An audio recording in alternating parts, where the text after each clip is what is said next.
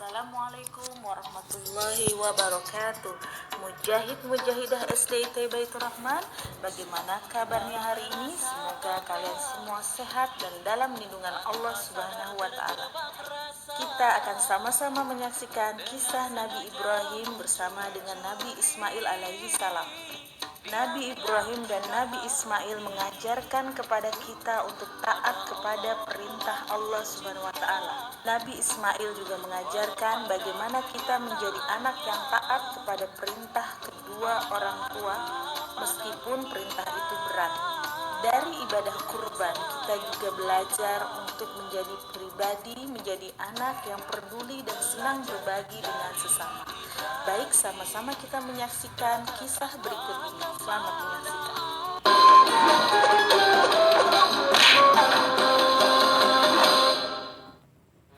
Allah memerintahkan beliau menempatkan Ismail dan ibunya terpisah dengan Bunda Sarah.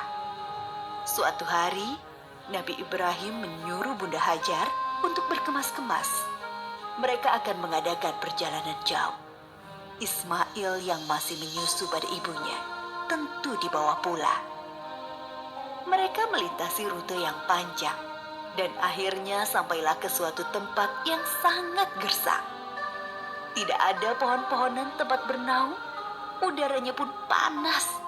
Yang ada hanyalah hamparan pasir dan bukit-bukit berbatu.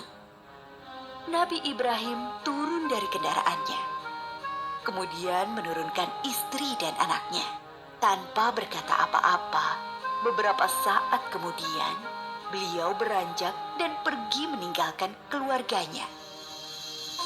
Ibunda Hajar yang melihat keanehan ini segera berteriak memanggil, "Ibrahim, hendak kemana? Kenapa kau biarkan kami sendirian di sini?" Nabi Ibrahim tidak menjawab, hanya menunduk terus berjalan. "Ibrahim, apakah ini perintah Allah?" Iya.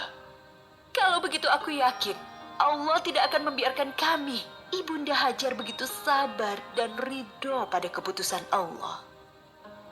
Nabi Ibrahim sebenarnya tidak tega meninggalkan keluarganya di tempat terpencil dan gersang itu. Tetapi keyakinan akan kebenaran Allah dan kemurahan Allah menjadikan beliau mematuhi perintah yang sulit ini. Dengan berlinang air mata, beliau berdoa sebelum kembali ke Palestina. Tuhanku, aku telah menempatkan keluargaku di tempat gersang ini, di dekat rumahmu, Ka'bah. Mudah-mudahan mereka menegakkan sholat dan jadikanlah hati manusia senang kepada mereka. Dan berikanlah mereka rizki buah-buahan supaya mereka bersyukur. Kurang lebih 10 tahun kemudian, sekitar Ka'bah sudah menjadi tempat yang ramai berkat munculnya sumber air Zam-Zam. Banyak orang bermukim di sana. Ibunda Hajar dan Ismail sangat dihormati oleh penduduk karena mereka dianggap pemilik sumber air itu. Ismail tumbuh menjadi anak yang tampan, santun, dan sabar. Suatu ketika, Nabi Ibrahim mengunjungi keluarganya di Mekah. Setelah beberapa lama tinggal di sana, suatu malam beliau bermimpi menyembelih Ismail. Nabi Ibrahim termangu-mangu memikirkan mimpinya. Wahyu dari Allah atau godaan setan? 2 malam berikutnya, mimpi yang sama terulang. Maka pagi harinya, setelah mimpi yang ketiga, beliau yakin ini perintah Allah yang harus dilaksanakan walaupun terasa sangat berat di hati. Nabi Ibrahim bermusyawarah dengan keluarganya tentang mimpi itu. Anakku, aku melihat dalam mimpi, aku menyembelihmu. Pikirkan, apa pendapatmu?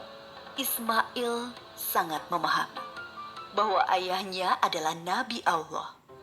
Mimpi para nabi adalah wahyu ilahi. Dengan mantap dia menjawab, Ayah, laksanakan perintah Allah. Insya Allah, aku akan sabar menerimanya. Bertambah rasa syukur Nabi Ibrahim. Bertambahlah kecintaan kepada anaknya. Bertambah mantap pula hati beliau melaksanakan perintah yang sulit itu. Berangkatlah Nabi Ibrahim dan Ismail menuju Mina, tempat penyembelihan. Sepanjang jalan, iblis menggoda mereka agar mengurungkan niat pengorbanan Ismail. Ibrahim, dasar ayah tidak punya perasaan. Anak sendiri mau disembelih. Ingat, kau berdoa puluhan tahun meminta anak.